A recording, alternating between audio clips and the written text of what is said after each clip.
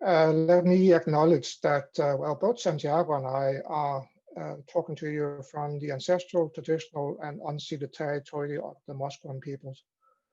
And about Santiago, I first met him about a decade ago, where he worked in Patricia Milo's group in one of the leading universities in Peru. We were to make ecosystem modeling, but do remember that ecosystem modeling has to do with trade-offs.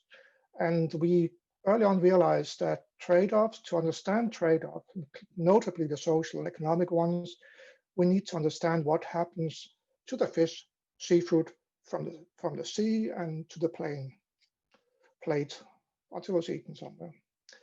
So Santiago, along with Juan Carlos Suairo, who is a very, very knowledgeable economist, fisheries economist, they took that on an over 2-year period to travel the Peruvian coast and through the Amazonas and gathered data that then was put into a very detailed study about the Peruvian fishery sector, documenting the role of food fish and its importance for the economy and socially. Peru is not just about anchoveta, which we always hear about. So Santiago did his undergraduate work with Patricia Milo, and it took a very long time for him to complete it. And that's what can happen when your advisor pulls you into a lot of projects, interesting projects. You can learn a lot, but it takes longer. And even more so when your advisor becomes the Minister of Fisheries and pulls you in as a trusted advisor in the ministry. That's not really how studies move fast. But he did finish his licenciatura or undergraduates, and then came to UBC, where he did a master's within 2 years, and now he is well on the way with his PhD, which has a focus on value chains, but also both the ecological, social, and economic aspects of it. And he works mainly on Peru, but also partly on Canada and on the Barents Sea. And as you will understand after this talk here, he is addicted to data. He likes hoarding them, and he likes to get his daily fix of data. And he's so nice to talk to when he gets this daily data fix. And he has, however, as you can see in this presentation today, also capability to build that into something that is interesting. So it's actually being used as well, data. Is that fair, Santiago? You are way too kind, Billy. Oh, yeah. Anyway, let me, I would like to welcome Santiago. It's a pleasure to work with him. Over to you, Santiago. Right back at you, Billy. We have a really cool bromance between a supervisor and a student. I really appreciate all your help and everything. And the story I'm going to tell you today is a story about a time series that I was keen on getting. Let me share my screen. First of all, thank you, Murdoch and Billy, for inviting me and for all of your interests.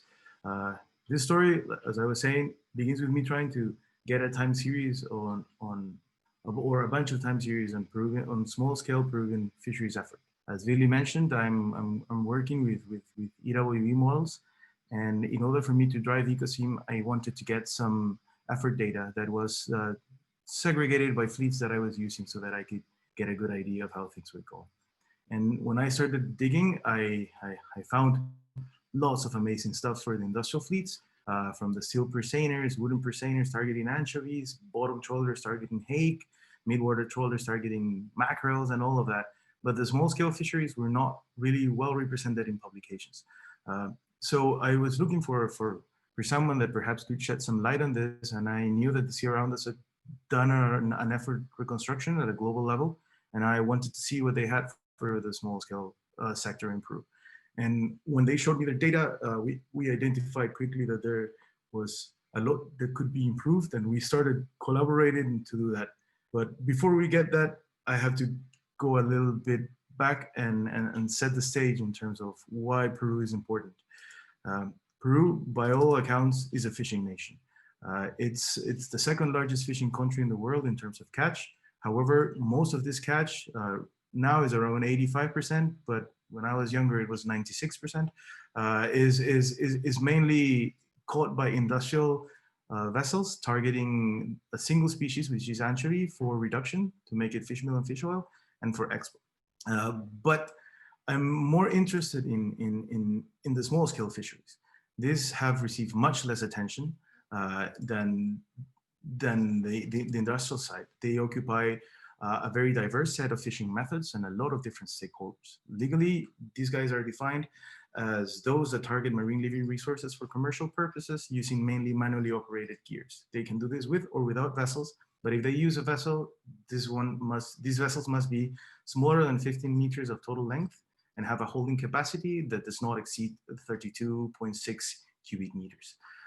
As in many other places on Earth, small-scale fisheries in Peru are marginalized. They have been neglected by regulations, research, and management. So the fishers are definitely suffering the consequences of this neglect. To get an idea of this, as I was mentioning before, most of what we know about Peru is the industrial side, and that is because they represent most of the catch. The small-scale fisheries, they target over 300 species, and that catch has historically been no larger than 15% of the total catch in Peru.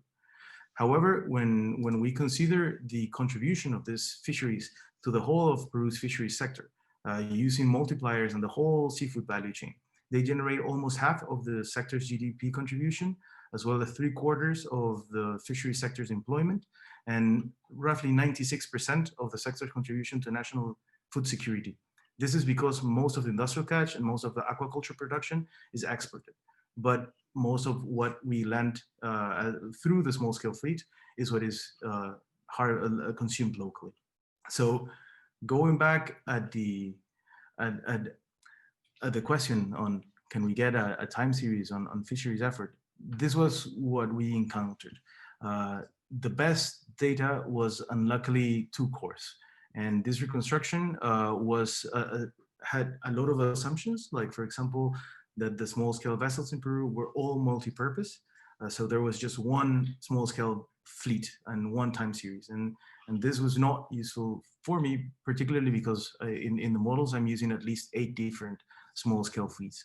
And there were long periods of times where there was linear interpolations between data, and these data anchor points that the CR rounders use to anchor the time series were really fragmented. So I started, like the real reason why this made a lot of sense, like corroborate with them, was because I had 2 advantages. Well, one, I'm Peruvian and I speak Spanish, and 2, I had worked in the government and I knew of a bunch of repositories that weren't really accessible to many outside of Peru. So I started digging into national grade literature, which is what Vili likes to say, I'm a data hoarder. And I started working to reconstruct a series of time series. For this, there was a lot of patchwork. As I was interested in getting a good representation of how productive units that might have similar income cost structures change over time, this effort reconstruction became a piecemeal operation. Small-scale vessels that do not exert the same amount of effort per vessel. So we gathered data on their fleet inner structure and split the whole fleet into meaningful units. We defined 4 different types of vessel types, which were combinations of length classes of vessels and propulsion systems. Let's say you could be like propelled either by oars or winds using sails or with an engine, right? And you could have different length classes.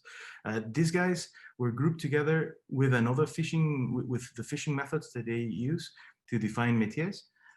And these métiers then were added together to define subfleets, which were like the sum of métiers for a same fishing method. And then that allowed us to get an estimate of the whole small-scale fleet effort trend. And it is important to recognize that some vessels in Peru are indeed multi-purpose. However, most vessels operate using a single fishing method per trip, and they have a leading fishing method per year. And this is data that we got from the Marine Research Institute. And thus we were able to break this into subfleets.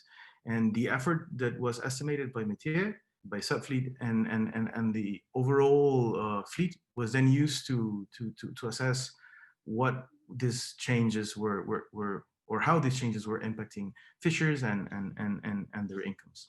So we follow the method developed by the sea around us to estimate fishing effort, where the nominal fishing effort is the result of the product of the number of vessels, their power, and the days they spent at sea.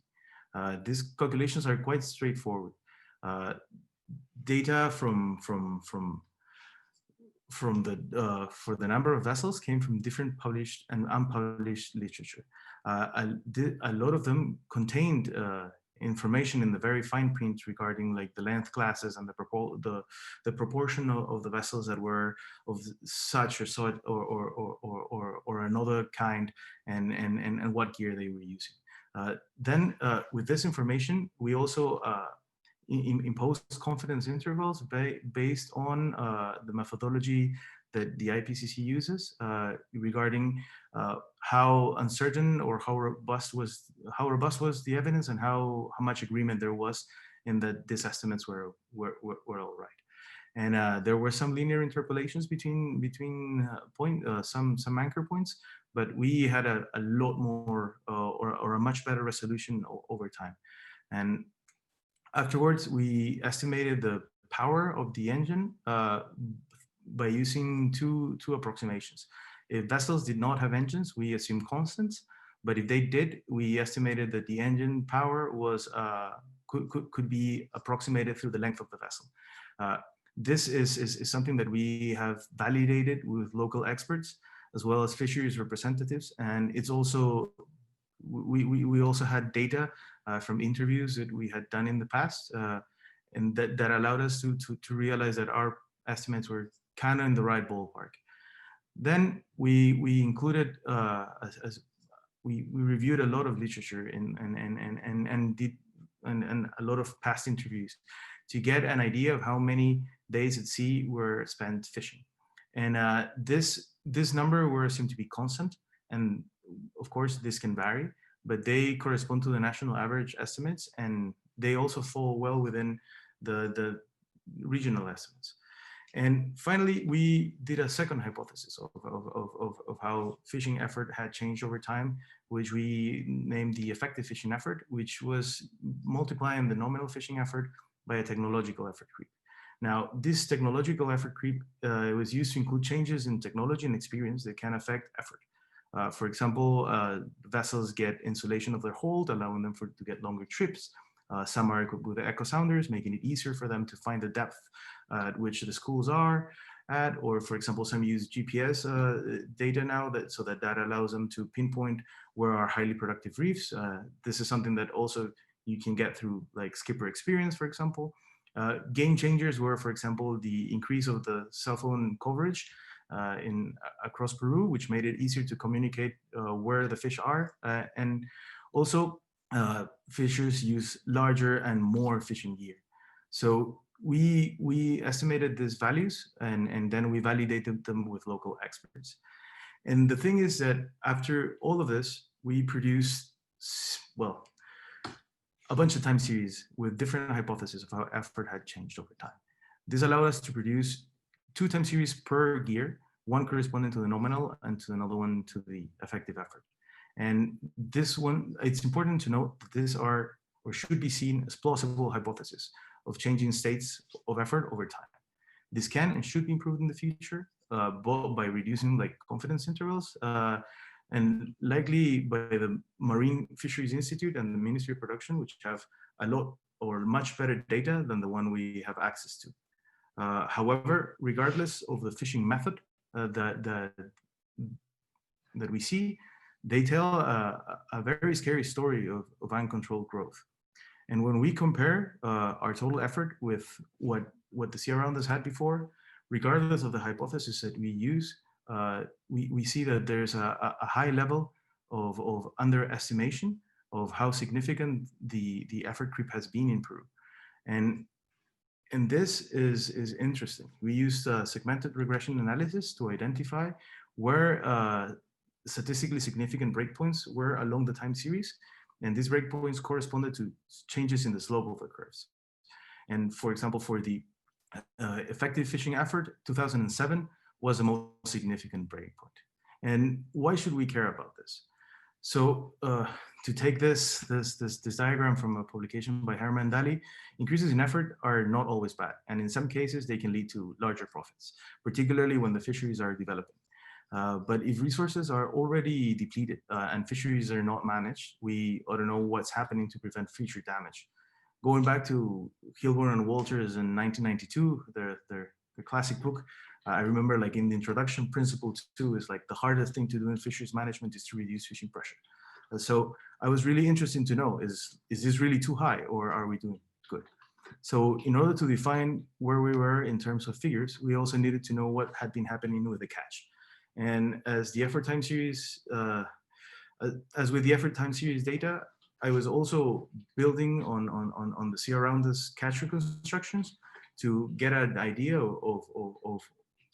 of this hypothesis of what the reconstructed catch or the total catch could be for Peruvian fisheries. So once again, I dove deep into the literature, which was lots of unpublished reports in Spanish, and I got to reconstruct the catches for over 71 taxonomic groups, and I'm sorry the names are in Spanish. I showed this to people in the Ministry of Production, and they were very excited about this because they are also aware of the errors in reporting. And this allowed us to go into further discussions. And because I had data on which gears are used preferentially to target resources, I was able to reconstruct the catch by gear and how this had changed over time. After getting all of this by subfleet, I was able to produce a time series of the nominal and the reconstructed catch for the small scale fisheries in Peru. So if we look at the performance of the fisheries, it is easy to see that they have increased significantly over time. However, underreporting has hidden the magnitude of this growth. The line that the dotted line that I'm showing there shows a million tons. Just to get an idea, during the 2000 to 2018 period, the industrial fisheries of Peru landed on average 5 million tons per year, right? And when we look at the reconstructed catch, roughly 30% of this catch, which includes discards, catches for bait and IUU fishing, were not considered in the statistics by FAO. Now, this does not mean that Peru doesn't have an idea of this magnitude. As a matter of fact, Peruvian catch data is really good. And it is because of this data that I was able to ground this reconstruction and to stop using coarse assumptions and rather data. And yet between 2007 and 2018, the average annual landings by the small scale fleet, the average annual catch by the small scale fleet was 1.25 million metric tons per year. So the small scale fisheries of Peru are not small at all. And in order to get to link catch and effort, I use 3 ratio indicators as performance metrics. The first one, the classic CPUE, which in this case is way too coarse to assess the status of particular stocks, but it is useful to get a general idea of the overall trend of abundance of target resources. We also linked this concept with the revenue that was being perceived by the vessel owners by multiplying the catch with an off-vessel price, which was converted to US dollars using official exchange rates and then corrected for inflation.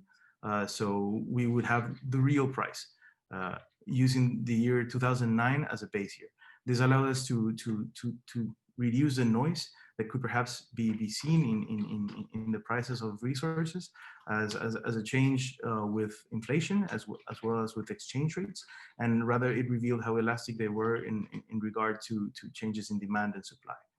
And finally, we were able to link this again with another indicator, which was how the annual fisher's income relates to the minimum wage.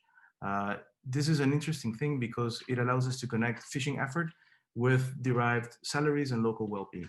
We got the crew sizes and the percentage of the total costs of a skipper that are dedicated to paying salaries from the literature and from interviews and from previous work. And when when the annual salary of the fishers fell below the minimum wage, then fishers can be considered as people living in relative poverty because they didn't have they don't have the basic income to cover their basic needs. So how do these things look over time? I'm going to be showing you the effective effort trends, but the nominal ones are pretty much show pretty much the same thing. If we look at CPUE, this has decreased significantly over time, but mostly during the first decade of the time series. With the exception of bonito, silver sides, and some coastal cyanids, most of the fisheries resources were only lightly exploited before 1950s. This is just for the small scale fleet. And it's important to remember that at the beginning of this time series, the catches were below 1,000 tons per year, and after 1960, they were well over 200,000 tons per year. So that this was an important creep. Then we have this period that extends all the way to the 90s, where there is a significant decline in the CPUE, but it's a different period because there's a breakpoint that shows that the slope of the curve has changed. Now, there are multiple factors that allow, well, this creep is interesting because like fishing effort didn't increase that much during that period of time, and there are some moments in the early 60s and in the late 60s where a part of the effort from the small scale fleet went to employ the industrial, for example, small purseine fleet, as well as the industrial trawler fleet. And so there are moments where effort, although it had been increasing, it didn't increase as much. And then in the 90s, something quite interesting happens, which is we have a significant trend reversal. And somewhere between 1993 until 2007, the average CPUE is increasing. And there are multiple factors that perhaps can explain this and definitely require a bit more research to actually pinpoint which is the culprit, but it's likely that they are all doing their part. For example, there are a lot of changes in the regulations, mainly some that restrict the areas available for industrial fishing operations, protecting the first 5 nautical miles of the coast. So the purpose of this is to let the fish spawn and to protect the breeding habitat of many species. This generated a significant reduction in bycatch, and as well it was essentially a small, quite large protected area covering the whole of the coast, just having manual operations to fish, very limited fishing, by the small scale guys. So we also have a regime shift that took place in the 90s, favoring traditional target stocks, favoring the recovery of these traditional target stocks, whose diets mainly depended on anchovy, because between the 70s and the early 90s, we had a period which is oceanographically more favorable for sardines. And with the 90s, the anchovies and the anchovy-based ecosystem returns. Also, after the 1997 El Nino, there is a significant change in how small-scale fisheries operate. They started venturing further offshore, and this is the beginning of the small-scale pelagic long-line fishery of sharks and mahi-mahi, as well as the small-scale Humboldt squid fishery, which is now the second largest of Peru. And also, there's a large component of the catch that is caught by small-scale purseiners that is illegally destined to illegal fishing production. So that created like a very good revenue stream. And the small-scale purseiners became one of the largest yet most unselective subfleets used by Peruvian small-scale fishers, which rapidly increased the yields at a similar level of efforts. But after only a couple of years, we see a second trend reversal, and the CPUE starts to decline again at a much faster rate than the declines we saw between the 60s and 90s, suggesting that effort was growing at a much faster rate than the catches, and probably hinting to some stocks being overfished. But the story is not the same for all. If we look at each individual fleet, each method has its own CPUE trajectory, and this CPUE trajectory depends on changes in effort as well as changes in the status of the target stocks. Thus, the breakpoints for them vary, but almost all of them come to the end of the time series with a declining trend. All of them except the long lines. And when we relate this to revenue, we see that for divers, which use hand tools, for gill netters, handliners, longliners, they all have statistically significant negative trends over the last decade in terms of their revenue per unit of effort. Whilst purse seiners, squid jigs, and traps, they're somewhat stable, and the troll nets are showing an increasing trend over time in terms of revenue. They are now catching lots of coastal shrimp that have high values in the market. And when we consider the whole fleet, we see that the small scale fisheries revenue per unit of effort is decreasing significantly over time. We only had data from the off vessel prices for this 10-year period, and now we've been able to extend the time series in this last month, and we have information that goes all the way back to the 1980s. But I'm going to show that much later in a different paper probably. And so when we are considering the relative contributions of the small scale subfleets to the total fleet and catch, we see that their revenue is decreasing, and this tells a story about the skippers and how they are perceiving this. But when, as we know, the fishers are employees in what could be considered small companies that are the boats. And under this scenario, what do we have? Over time, we see that first of all, let me explain what we're seeing here. So like the dotted line references the minimum wage. Bars in red represent years where fishers' income have fallen below the minimum wage, whilst blue is the opposite thing.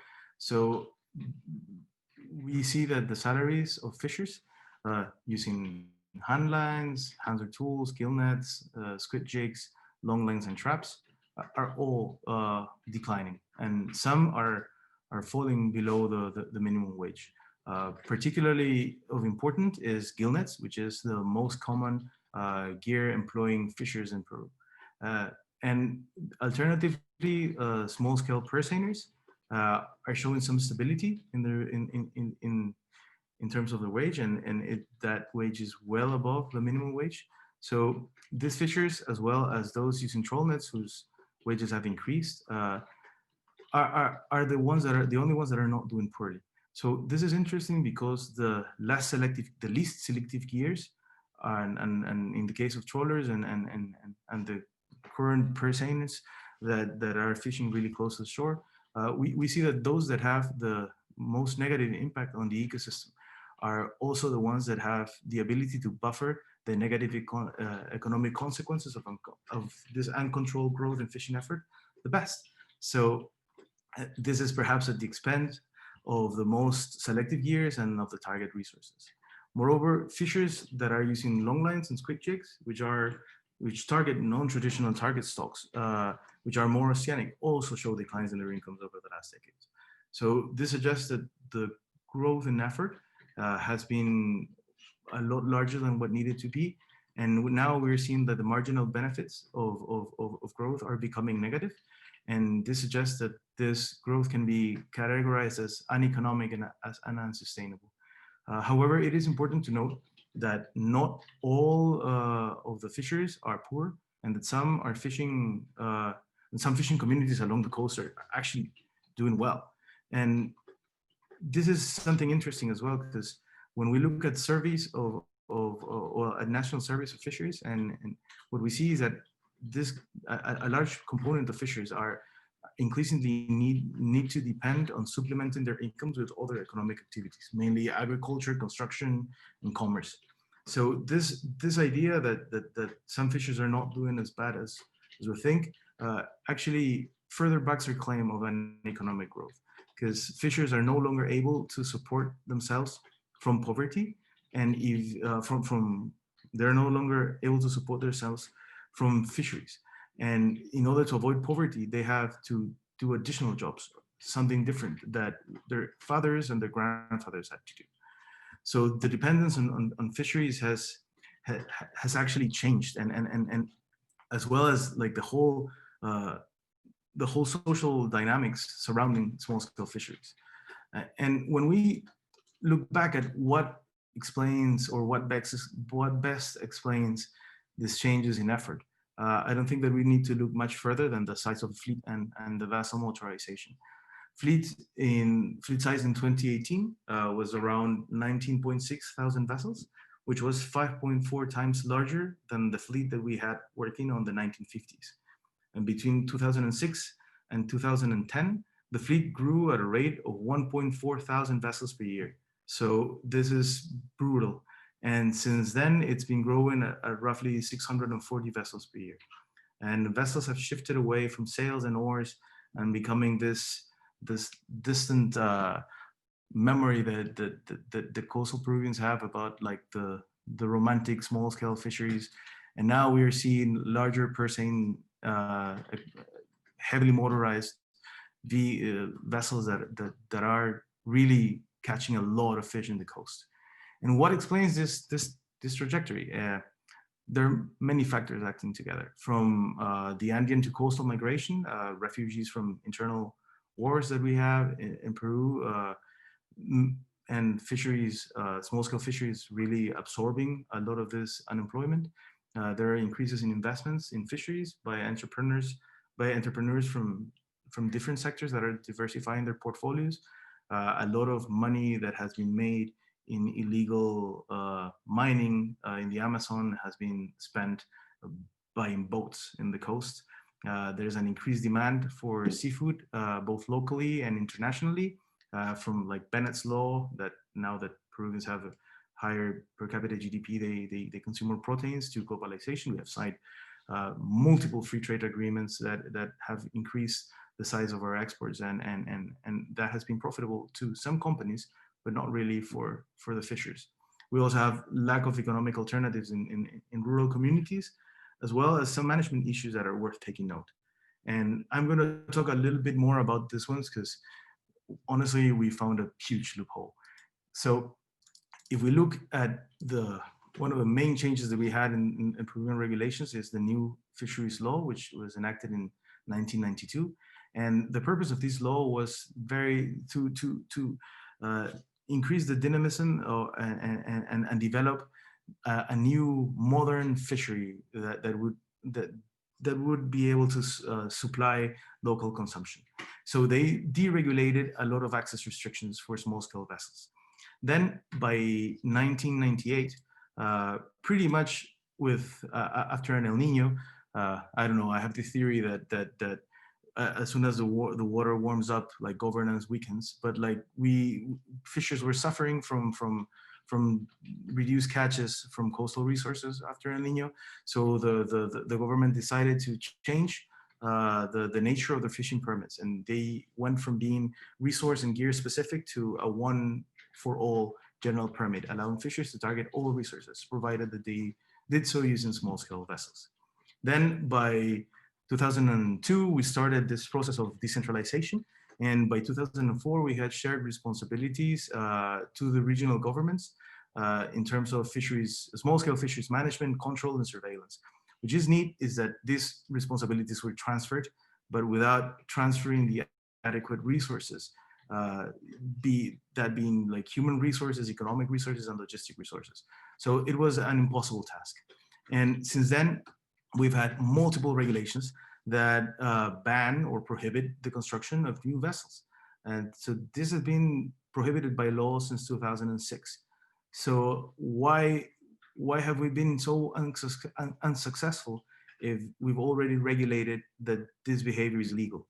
And this is mainly because the regulations that enforce or like that describe the infraction that is being committed when a new vessel is built use an issue or like a form that was lifted when the small-scale fisheries were deregulated. So the infraction defined by these bylaws is like constructing or importing fishing vessels without having an authorization to increase fleet size. And particularly the authorization to increase fleet size is a requirement that was no longer needed since 1992.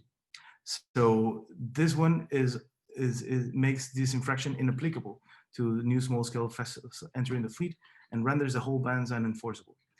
That is why we're seeing this very crazy story. Paradoxically, the fines applied to the penalty of building a new vessel and bringing it in the fishery are very severe. There are like hardcore fines, but honestly, they don't do anything. And when we found this out, we started reaching out to different NGOs that are working with the government to talk about these loopholes and to talk about the problems that this crazy creeping effort is creating in Peru. And this resulted in an event where we partnered with Oceana to share our findings. And like this was tailored for a local audience, which was mainly going to be fishermen. And the whole thing was in Spanish. We were in a Zoom call where I presented like a similar presentation to the general director of small-scale fisheries from the Ministry of Production in Peru, which is like the equivalent of the head of small-scale fisheries by an institution like DFO here. So there were also representatives of the academia and fisheries organizations. And we talk about these findings and they suggested ways to address this uncontrolled fleet growth. And it was really neat because it seems that for fishers, this was not news at all.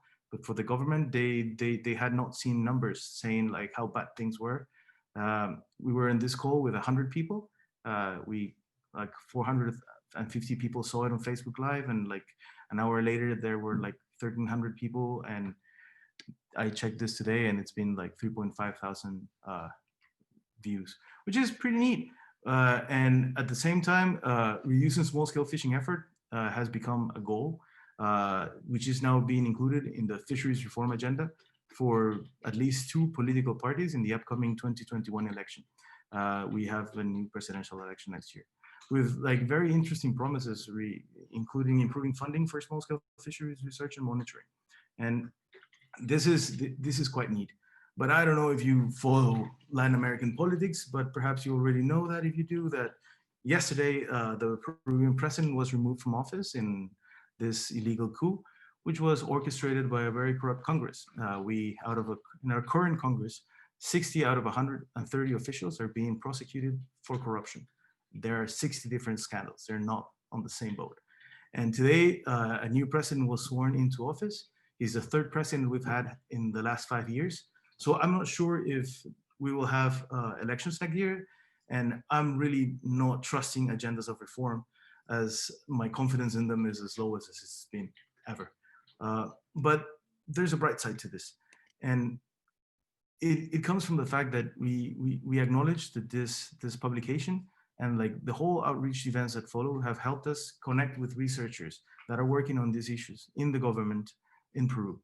So recognizing that fishing effort trends that we've produced are hypotheses, we started collaborating with them and seeking to improve our understanding on the magnitude and the consequences of the change in small-scale fishing effort registered back home. And we are using some key landing sites along the coast as key studies.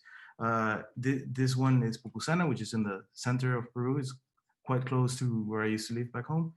And this is just an example of all the different fishing trips that we have a record for in 2018. And the government has quite detailed information by fishing trip, vessel type, and métier going back to 1996. And this data will definitely allow us to further validate our findings and perhaps even reduce confidence intervals by seeing what's happening in like an interannual, I guess like a Zoom. And what we will see as well is that they've developed a series of research questions that we're probably going to be working with in the near future, and they all relate on how to use effort data to address the status of the target resources and the state of fisheries incomes. So this story, I guess, it ends with a positive note that at least we're fostering collaboration and we're producing information on what was otherwise a knowledge gap. And I have time series that I can use to drive ecosim now.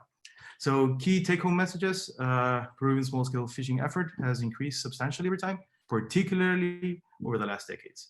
And this increase has been followed by declines in fishing efficiency, as well as reductions in fisheries-related revenues and fisheries incomes. So that's why we state that Peruvian small-scale fisheries are growing into poverty. And you can read a little bit more about this on this paper we published a couple of months ago. And thank you very much for your attention. And I look forward to your questions. Thank you very much, Santiago. And I don't have anyone marked yet, so let me start by something which I don't know if I can see it almost as a failure, but during 2009 to 14, we met with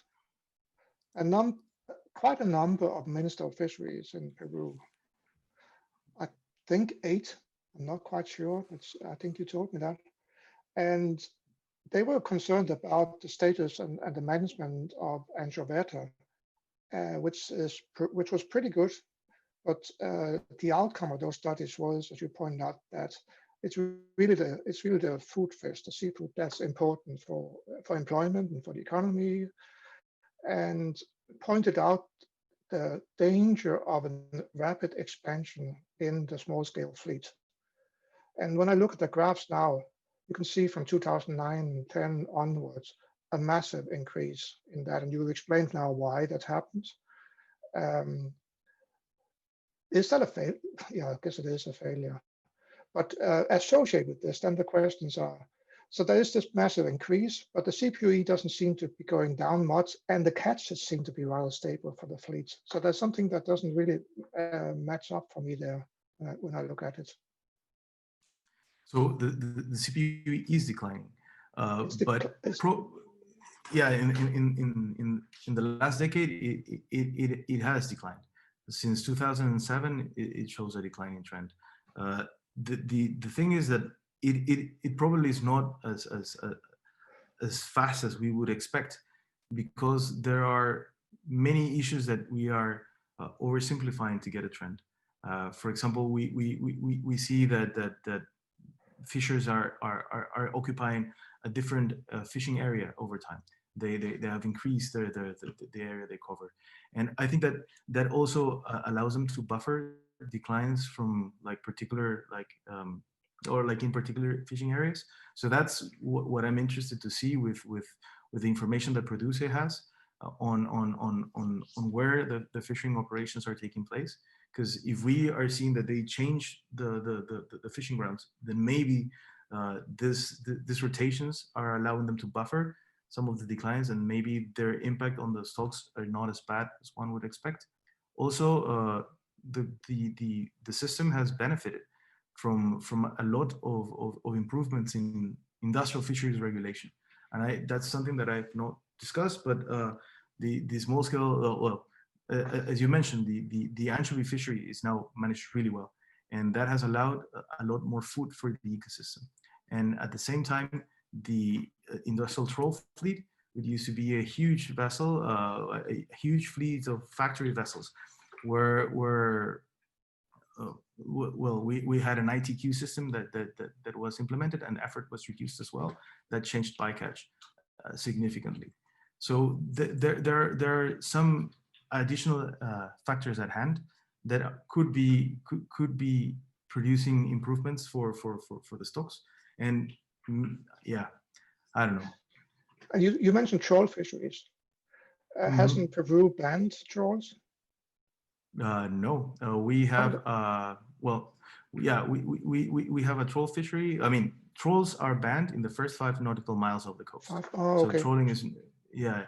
However, we have an industrial troll fleet that targets hake in the north of Peru, and we have some small scale trawlers that are targeting shrimps and coastal species in the north of Peru as well.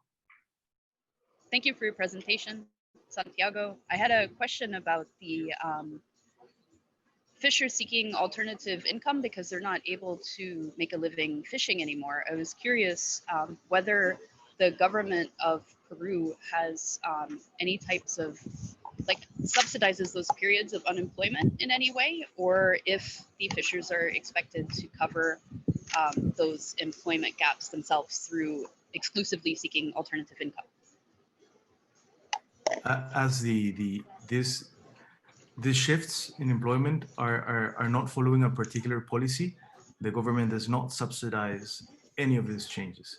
The only time we've seen a subsidized or like a subsidy program for getting out training and finding alternative employments have been after the implementation of the ITQ policies for the industrial anchovy fleet, which led to a reduction in effort that was then something like 600 fishers or so left the fleet. And now they are chefs or like hotel managers or all this stuff like that. And they did receive training and that was subsidized by the government. But like in the small scale story, nothing at all. Thank you. Okay. This one here? No, right before the key messages, you had a pic on one hand. It was, there you go, that one, that one. Oh yeah, this, What does that I'm sorry, represent? this is, Oh, yeah, this is just this is just a data dump.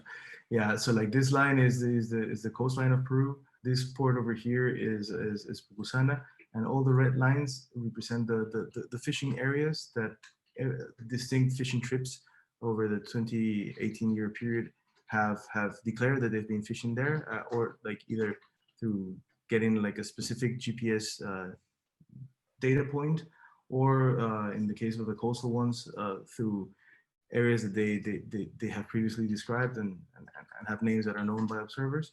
So the Ministry of Production produced this preliminary graph, which has every different fishing trip in a year. Like, of course, this is super preliminary. It's just to show that there's a bunch of information there that has potential for further analysis. Great, thank you very much. okay. And Mike, do you want to talk about effort creep? Sure, I can just ask if you can hear me. Yep. Thanks, Santiago. Some studies that have investigated effort creep have focused on the short windows of time over which it looks like effort creep is really increasing, and they come up with some estimate. You have a long time series, about 70 years. Have you calculated a rate of annualized effort creep over the full 70 years and checked how that might compare to those shorter periods of time when it looked like it seemed to be increasing the most? Yeah, this was done in two ways. First, we looked at what the Sierra Ondas had, and then had published a paper on a bunch of fisheries globally that had been showing time series of effort creeps and like what were the annual estimates. And then we started talking with fishers, trying to pinpoint when in time like the massive changes in the fleet take place.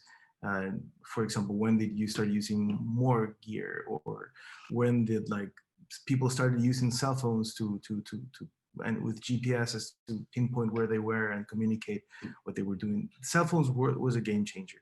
For the purseaners, it was eco sounders and as well as more mechanized operations. For the gill netters, it was a better insulation of their holes, as well as for the long liners and the squid jigs. And we had some very coarse periods of time where we used conservative estimates. For example, for the first I'd say 20 years or so, most métiers had an effort creep that was around 1% per year, which is kind of well, it's actually conservative if we compare that to the annual average that was seen globally. And when we look at that, that's another thing that we did individual effort creeps for the different métiers.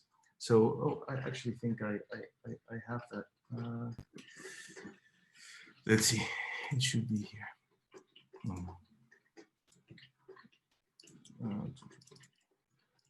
So you mentioned that your estimate of 1% is conservative relative to the global estimate. Is it possible that that global estimate is based on little short studies of narrow windows of time during which effort was really increasing, so that global estimate is not actually a long-term average? It is maybe possible. a global estimate is closer to your 1%, I'm wondering. Perhaps. I mean, we did try to go below what was the global average of the time, and yeah, so like there's also issues with like the creep is mostly assessed in industrial fleets rather than small scale fleets. So we had a very limited pool of data for this. But as you can see, like non-motorized vessels were given a very slow creep, except for the last 20 years, whilst motorized vessels with pursing nets show like the start of mechanization begins in the 80s, and in the year 2000 is where we start getting lots more investment in terms of mechanizing like the operations and getting technological implements that allow them to fish better. For the squid jigs and the long lines, the game changer has been eco sounders as well as heavily insulated holds, and this is something quite recent. So this was these issues were something that we discussed with fishers, and again, these creeps are plausible hypotheses. We still need to do more to actually fine tune this. But the interesting thing is, regardless of the hypothesis, we have a very brutal growth in fishing effort, even when we don't consider this technological creep. So Santiago, how did you calculate this effort creep in examples just like you showed it here?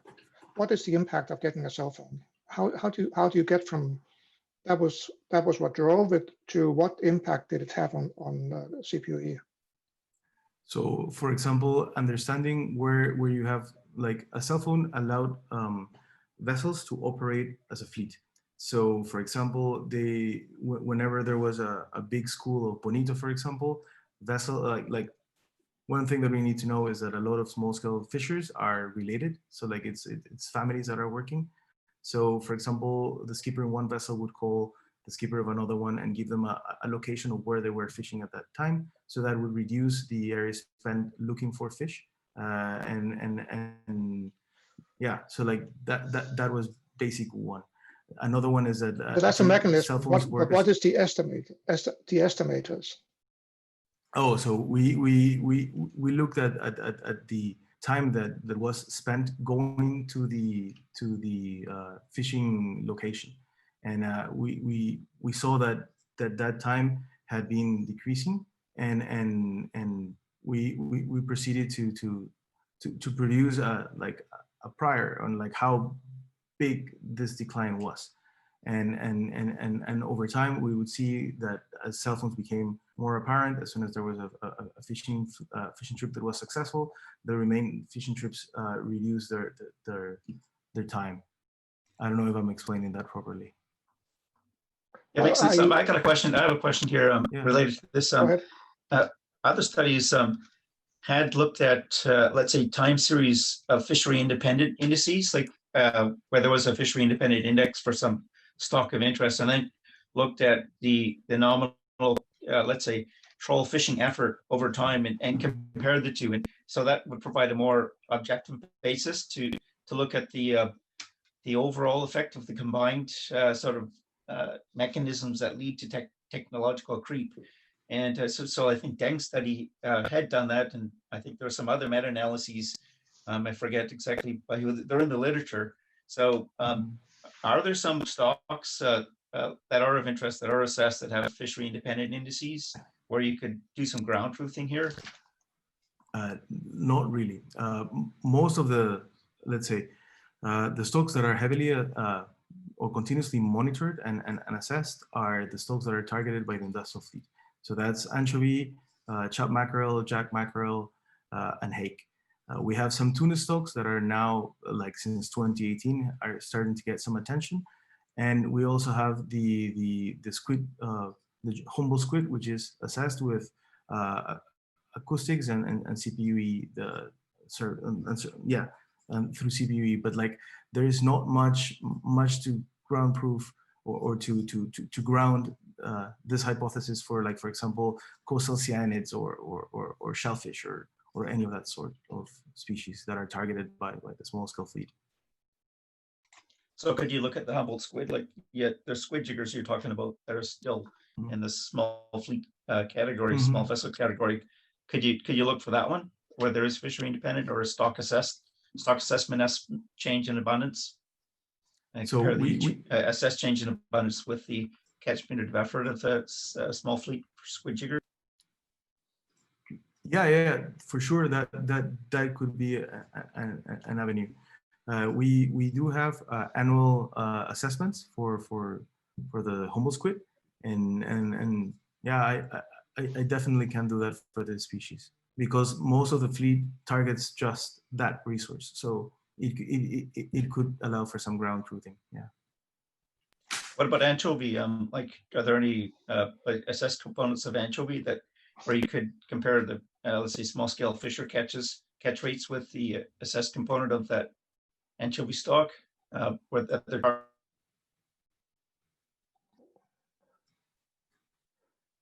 I don't think I caught the last bit of that. Sorry, with the anchovy. We lost your Murdoch, and it's 10:30. But yeah, maybe we could. But the thing is that, like, I'm not sure if the impact that the small scale fleet has on the anchovy stock is the same as the impact that the industrial fleet has on the stock. If we look at what the small guys are catching, maybe from the acoustics, we could get some ground truthing. But normally the catch by small scale fleet, it falls in the error of the estimates of the total catch by the industrial fleet for the anchovy, and they are operating in a different area.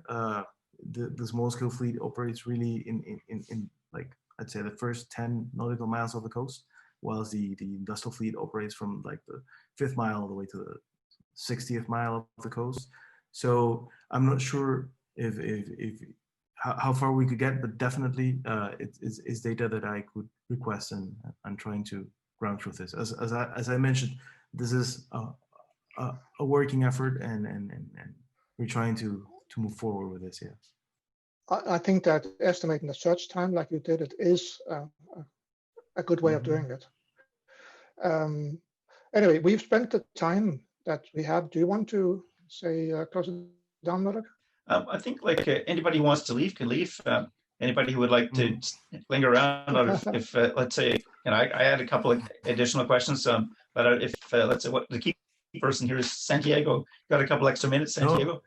You do? Oh, of course, yes. And, okay. And like, honestly, I learned a lot from your questions, so please shoot. Yeah. One of the things I kind of got stuck on at the start was this 15-meter cutoff point. And, in some, like in many countries, you have like an official designation of these are small vessels, a category and so on. And so, and there may be some tax incentives or other things, or tax laws and so on that apply differentially. So they may it may be, some cases it's artificial in terms of how you define a cutoff point, because if you say 15 meters and then there's a lot of vessels that are maybe just a bit longer, and there's a lot of, let's say, dynamics around like the let's say number of vessels and how they're transitioning over time from smaller to larger vessels, you may be actually kind of missing out some of the dynamics by just having this hard cutoff point.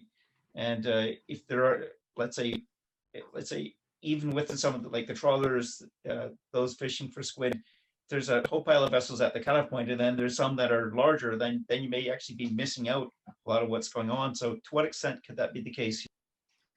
Okay, so I got data from the 2012 census of small-scale vessels, and that was a world of information. So like every single fishing boat of the coast of Peru was registered, and what was their length, and what were they fishing, and what kind of gear and equipment that they had. That was like, as well as the year of construction. And what we see is something as what you state. At the big, like even in like the early 90s, like the average length of the vessels was around 7 meters to 8 meters long, and then as the boats started getting bigger, the average length was around 14, right? So they grew a lot. But then there was a law that prohibited the growth of vessels, or like the construction of vessels above 10 meters of length. That it was the first restriction that came in 2006. So between 2006 and 2010, the vessels that grew the largest were the ones that were below 10. And after 2012, there was a law that prohibited the construction of any vessel above 5 meters of length. And so now the ones that are growing are the smallest. So it seems that like as soon as there's a regulation, like fishers tend to abide by these laws, but this has not always been the case. In the 90s, we had the definition of our fleets has been very artificial, as you mentioned. We had the industrial fleet, which were vessels that had over 110 meters of cubic meters of hold capacity. So that was the what defined you as industrial. And then you had artisanals that were up to 32.6. And we, between 1996 and 2002, there were over 1,000 vessels constructed between 32 and 110. And those were like purseine vessels with wooden hulls, which would be considered artisanal because of like the level of equipment that they had at the time. And they were all fishing anchovy for reduction purposes, but they were the unregulated fleet.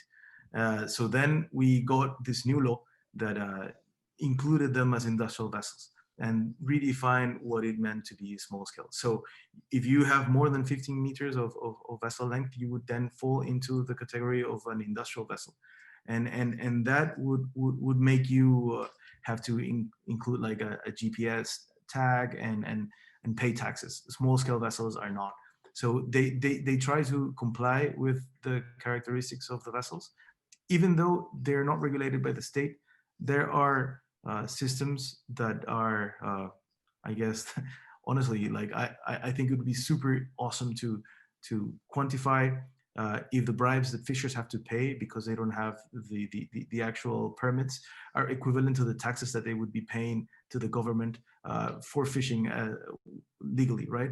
And I would imagine that they are pretty much on the same ballpark. So probably if you are not complying with the regulations in size, you're going to have an observer that is bothering you, even though they're not, the observer is not reporting it, but it would be eating off you. So those I guess informal governance mechanisms are also keeping the fleet in check.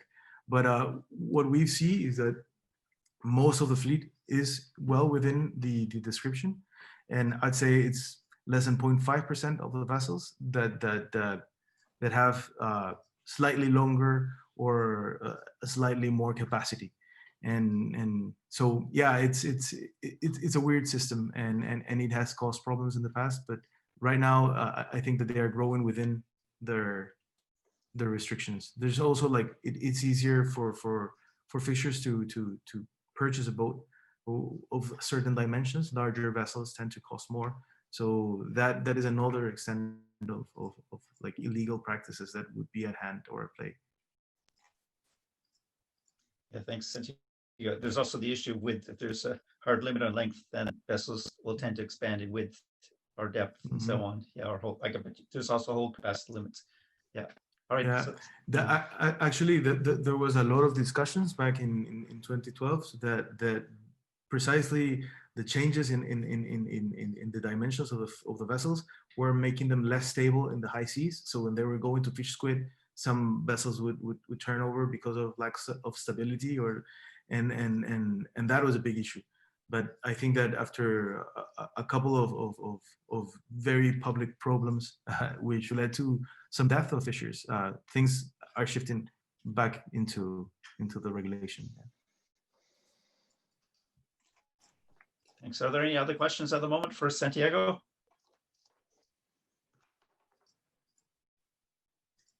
Well, thanks very much, Santiago. That's really fascinating talk, really neat research. Yeah, a lot of data you've compiled, making really neat sense of it.